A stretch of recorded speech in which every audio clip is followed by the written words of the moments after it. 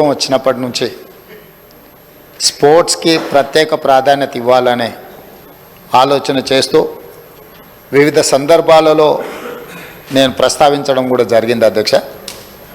గతంలో ఉమ్మడి రాష్ట్రంలో గచ్చిబౌలి ప్రాంతంలో ఆఫ్రో ఏషియన్ గేమ్స్ వివిధ రకాల క్రీడల్ని నిర్వహించి మంచి స్టేడియంలను ఆ రోజు మనం నిర్మించుకున్నాం. తర్వాత వివిధ కారణాల చేత మన దగ్గర స్పోర్ట్స్ కానీ గేమ్స్ కానీ కొంత నిర్లక్ష్యానికి గురై పెద్దగా పట్టించుకోలే. కాకపోతే ఆ రోజు పుల్లెల గోపీచంద్ గారికి అకాడమీ కోసం కేటాయించిన ల్యాండ్ కానీ వాళ్ళు ఇచ్చిన ట్రైనింగ్ల వల్ల మన దగ్గర చాలామంది క్రీడాకారులు తయారవ్వడానికి ఉపయోగపడ్డది. ఒక ప్రైవేట్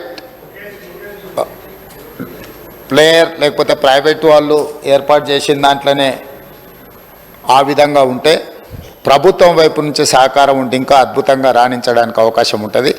అందుకే రాష్ట్ర ప్రభుత్వం స్పష్టంగా ఈసారి బడ్జెట్లో గతంలో ఎన్నడూ లేని విధంగా 361 కోట్ల రూపాయలు స్పోర్ట్స్ కోసము మనం కేటాయించడం జరిగింది.